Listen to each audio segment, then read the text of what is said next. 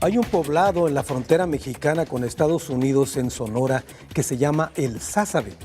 Este es el último punto de México antes de cruzar a Estados Unidos. Es un pueblo que ha crecido gracias a los polleros. En ese lugar hay hoteles dedicados para la gente que luego se enganchada para intentar cruzar la frontera y llegar a Estados Unidos. México mismo se ha convertido en una especie de campo minado para migrantes de Centroamérica que enfrentan numerosos peligros. A raíz de esta situación han surgido distintas organizaciones que intentan ayudar a los migrantes, alertarlos sobre los riesgos que enfrentan en esta aventura. Hoy aquí en Ruta 44 vamos a platicar con una de estas organizaciones en esta tarea para advertir a los migrantes ilegales que se trata de un camino de alto riesgo.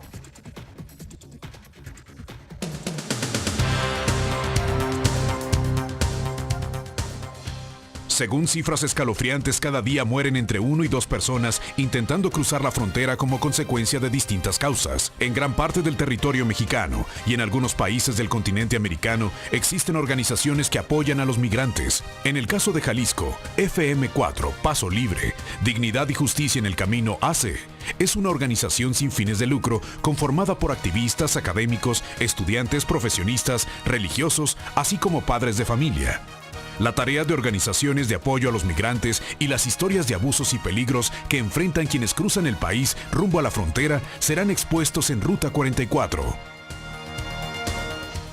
Bueno, pues tenemos la fortuna de tener aquí un integrante de una organización FM4 Paso Libre, así se llama, para que nos hable precisamente de esta experiencia. Bienvenido, Enrique González. Gracias, Carlos. Platícanos qué es esta organización y qué es lo que realiza. Muchas gracias. Antes que nada, me gustaría hacer una pequeña acotación desde la perspectiva que nosotros tenemos. El título del programa es Migrantes Ilegales, y desde la organización y de toda la red de Defensoría de Derechos Humanos, pensamos que no puede existir una correlación entre la migración y la ilegalidad, porque la legalidad o la ilegalidad solamente son las acciones que hacemos o los objetos pueden ser legales o ilegales. Cosificar a una persona como ilegal o ilegal es quitarle humanidad. Entonces, para nosotros, el término adecuado es irregulares o no documentados. De acuerdo. Adelante. Bueno, nosotros somos una asociación jurídicamente constituida desde el 2009. Nos llamamos Dignidad y Justicia en el Camino AC. Y nuestra tarea fundamental y principal es brindar ayuda humanitaria a todos aquellos migrantes que transitan por la zona metropolitana de Guadalajara. Ese es el origen y lo que hacemos.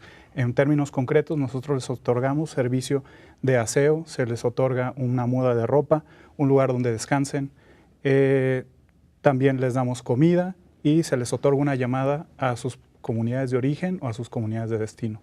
Eso es lo que principalmente nosotros hacemos. Además, un plus de brindarles una asesoría jurídica y servicios médicos vinculados con los distintos actores estatales y municipales.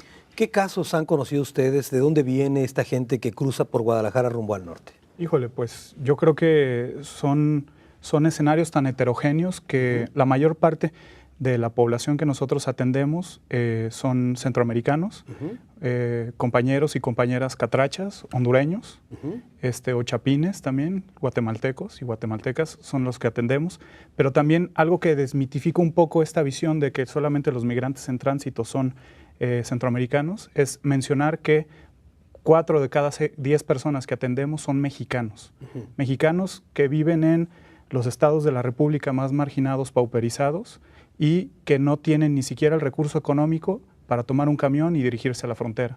Por lo tanto, están tomando el mismo ferrocarril que toman los hermanos centroamericanos para dirigirse, ya sea que sean trabajadores internos, migrantes temporales, agrícolas temporales en el mismo México, o piensen hacer su cruce a Estados Unidos. Esta situación que acabas de plantear ocurre con frecuencia, es decir, migrantes nacionales, me refiero a mexicanos, que estén yendo rumbo al norte y se pueden llevar hasta un año para llegar. Se van trabajando, etcétera. Claro, como te digo, el escenario es muy heterogéneo al que llega al comedor.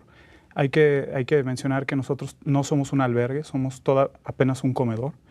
Este comedor tenemos 3 años que hemos laborado de manera interrumpida y tenemos flujos tanto de ida como de vuelta, ¿no? O sea, tenemos personas mexicanas que han sido deportados y que no, como los dejan en frontera en Tijuana, no tienen la manera de poder trasladarse a sus comunidades de origen, por ejemplo, un oaxaqueño se me ocurre, y entonces tienen que tomar el mismo tren para regresarse, ¿no? Entonces a este tipo de personas los atendemos, pero también tenemos escenario de centroamericanos que desde su lugar, de sus comunidades de origen, Tegucigalpa, salen y en lugar de tomar la ruta del Golfo, que esa es la ruta donde hegemónicamente la migración en tránsito la ha tomado, pero a partir de estos procesos de violencia y de balcanización del país, han optado por tomar esta ruta del Pacífico, ¿no?